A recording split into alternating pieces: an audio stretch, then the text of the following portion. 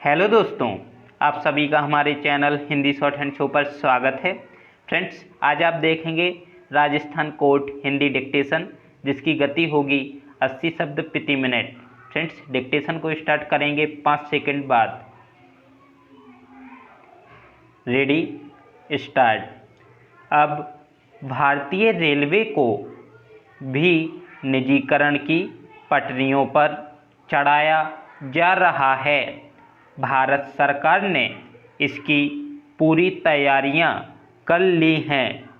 सब कुछ योजना के हिसाब से चला तो 2 वर्ष बाद अप्रैल 2023 में देश के कुछ रेल मार्गों पर निजी हाथों के नियंत्रण वाली रेलगाड़ियां चलने लगेंगी।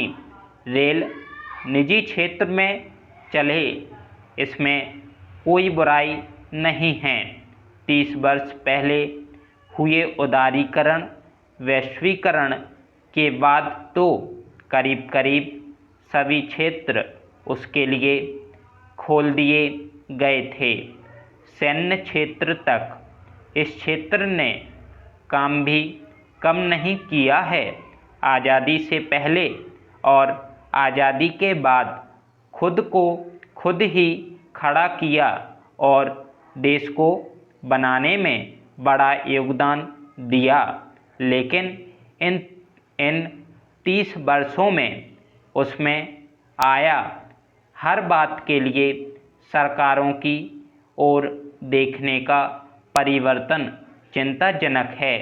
पहले यह केवल साधन सुविधाएं देने तक सीमित था, लेकिन अब यह उससे भी आगे सरकारी उपक्रमों पर नियंत्रण तक पहुंच गया है। बेशक इसके लिए उसे अकेले जिम्मेदार ठहराना सही नहीं होगा। जैसे ताली एक हाथ से नहीं बज सकती, वैसे ही कोई भी सरकारी संप्रदा बिना सरकारी स्वीकृति के निजी हाथों में नहीं जा सकती। सरकारी कहें या जनता की संप्रदा का निर्माण होने में सालों लगते हैं, लेकिन सरकारें उसे निजी हाथों में सौंपने का फैसला करने में ज़्यादा समय नहीं लगाती। Para change. पूर्व प्रधानमंत्री पीवी नरसिम्हा राव ने जब उदारीकरण की शुरुआत की तो थोड़ा विरोध हुआ, लेकिन फिर सब सामान्य सा हो गया। देश के तमाम राजनीतिक दल उसमें शामिल हो गए।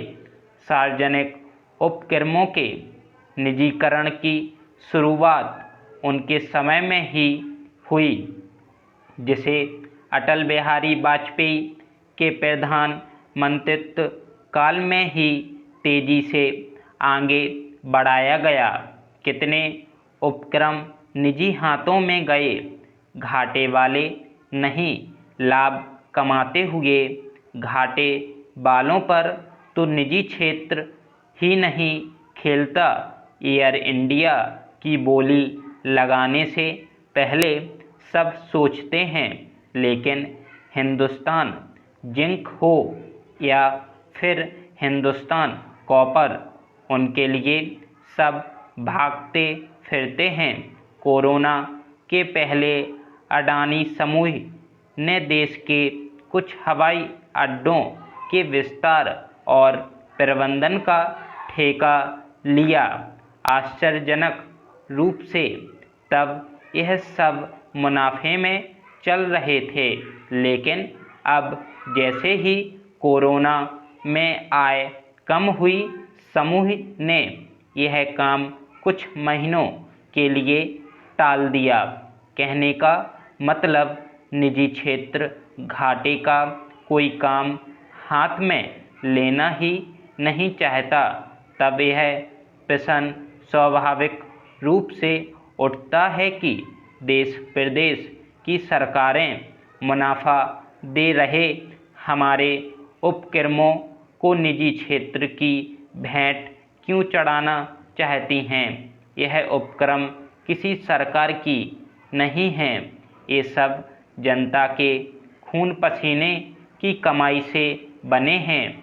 तब सरकारें, जिनका रोल केवल उनके ट्रस्टी या रखवाले जैसा है, कैसे उन्हें बेच सकती हैं? रेलवे के निजीकरण में भी ऐसा ही हो रहा है।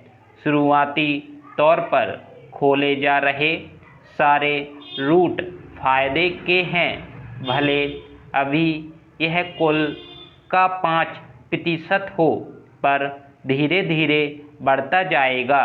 सरकार के पास घाटे के रूट रह जाएंगे। सरकार को पुनर्विचार करना चाहिए।